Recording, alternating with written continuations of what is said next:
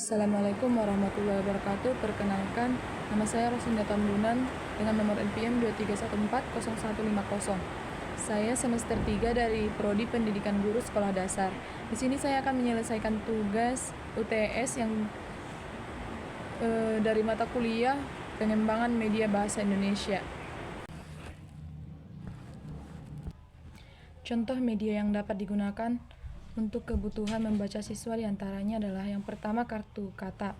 Penggunaan kartu kata dapat diterapkan di kelas permulaan. Cara kerja media ini dengan menyusun beberapa kartu yang berisi huruf atau kata menjadi kata yang sesuai, dan siswa dapat menggunakan ini dengan mandiri.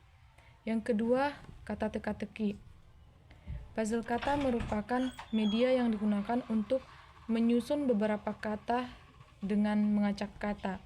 Media ini dapat merangsang motivasi dan antusias siswa karena media yang interaktif.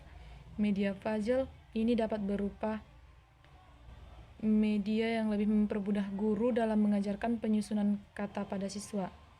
Yang ketiga, gambar berseri. Gambar berseri digunakan untuk membantu siswa dalam aspek bercerita dan berbicara.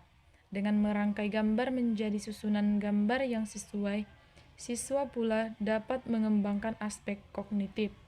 Yang keempat adalah papan pasir. Papan pasir berupa media yang berbentuk kotak dan di atasnya diberi pasir. Kegunaan media ini untuk belajar menulis huruf permulaan. Yang kelima ada buku pop-up. Media pop-up book sebenarnya dapat digunakan di kelas rendah dan di kelas tinggi. Media tersebut dapat digunakan untuk mengembangkan semua aspek. Nah, yang keenam adalah wayang kata. Media wayang kata ini sering digunakan agar guru untuk menyampaikan beberapa kata sukar. Gambar wayang digunakan sebagai alat untuk menarik perhatian siswa saat pembelajaran.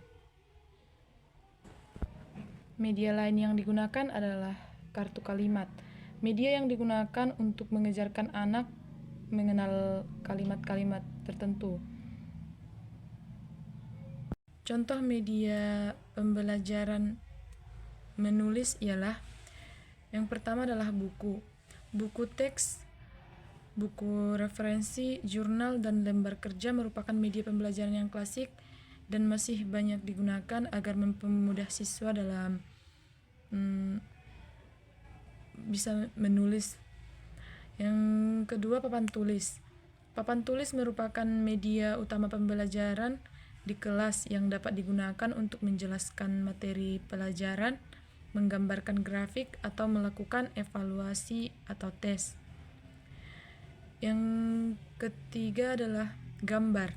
Gambar merupakan alat bantu yang dapat dimanfaatkan untuk meningkatkan kemampuan menulis siswa, agar siswa dapat terlatih dalam menulis. Gambar dapat berupa foto, lukisan, maupun sketsa.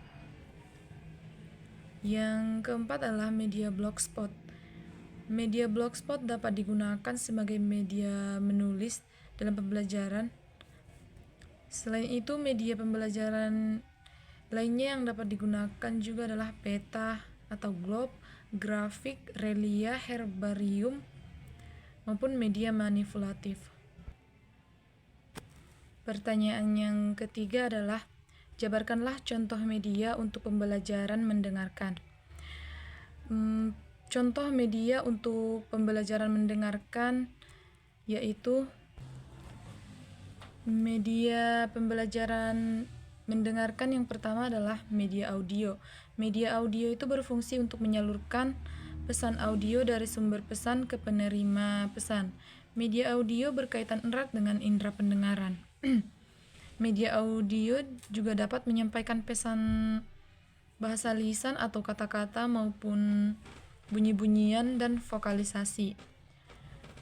Contoh medianya adalah radio, tape recorder, telepon, dan lain-lainnya. Media pembelajaran mendengarkan juga dapat berupa rekaman audio. Rekaman suara atau narasi dapat membantu menjelaskan konsep yang sulit dipahami hanya dengan teks. Yang selanjutnya adalah musik dan lagu. Musik dan lagu bisa digunakan untuk membangkitkan suasana atau membantu mengingat suatu informasi atau pengetahuan. Media audiovisual juga termasuk, yaitu yang berupa video. Video dapat menyampaikan informasi dengan cara yang visual dan dinamis. Video pendek atau presentasi animasi dan materi pembelajaran berbasis video populer digunakan oleh pendidik di zaman sekarang ini. Yang selanjutnya adalah animasi. Animasi dapat menjelaskan konsep yang kompleks dengan cara yang sederhana dan menarik. Soal berikutnya adalah menjabarkan contoh media pembelajaran berbicara. Contoh media pembelajaran berbicara yaitu buku dongeng. Media pembelajaran bahasa Indonesia dalam bentuk buku fabel adalah salah satu media pembelajaran yang bertujuan untuk membantu peserta didik agar menemukan jati diri di dunia sosial dan memecahkan dilema dengan bantuan kelompok. Peningkatan berbicara melalui metode ini diharapkan peserta didik dapat berlatih komunikasi dengan pembelajaran ini dalam bentuk buku dongeng, fabel. Selain ceritanya yang menarik dan tampilannya yang penuh gambar dan warna, di dalam dongeng fabel terkandung nilai-nilai moral. Yang berikutnya adalah flashcard. Media flashcard dapat membantu guru dalam memperkenalkan beberapa materi dengan mudah karena penggunaan media ini secara berulang dapat mengembangkan vocabulary pada peserta didik. Contoh media berikutnya adalah boneka jari. Boneka merupakan karya kerajinan tangan yang dapat melatih keterampilan siswa maupun guru dengan berbagai karakter berupa benda tiruan dari bentuk manusia, tumbuhan, dan binatang. Media boneka jari terhadap keterampilan berbicara peserta didik dapat membimbing siswa untuk aktif belajar, menumbuhkan motivasi dalam mengemukakan pendapat sendiri, memupuk rasa percaya diri, dan meningkatkan partisipasi siswa dalam belajar yang menimbulkan persaingan yang dinamis dan menumbuhkan rasa disiplin. Soal selanjutnya adalah seberapa penting media dalam proses pembelajaran bahasa Indonesia.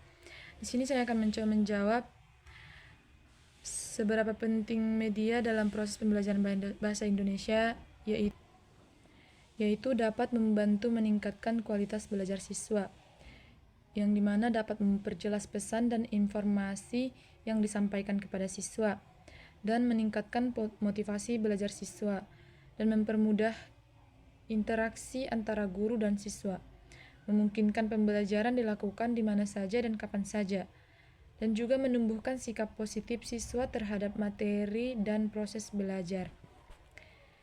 Media pembelajaran adalah alat yang digunakan guru untuk menyampaikan informasi atau pesan atau materi ajar kepada siswa, yang dimana media pembelajaran ini dapat berupa suara, video, gambar, atau benda-benda tertentu yang ditunjukkan di dalam kelas. Media pembelajaran juga tentunya dapat mengurangi hambatan dalam proses pembelajaran sehingga tercapai hasil belajar yang maksimal. Yang dalam proses pembelajaran, media memiliki fungsi sebagai pembawa informasi dari guru untuk siswanya. Keberhasilan media dalam meningkatkan kualitas belajar siswa ditentukan oleh kemampuan guru dalam memilih media yang digunakannya. Selain itu, media pembelajaran penting karena media pembelajaran dapat memberikan kesamaan pengalaman kepada siswa tentang peristiwa-peristiwa di lingkungan mereka, serta memungkinkan terjadinya interaksi langsung dengan guru, masyarakat, dan lingkungannya. Sekian tugas video dari saya. Apabila ada salah, saya mohon maaf. Terima kasih. Wassalamualaikum warahmatullahi wabarakatuh.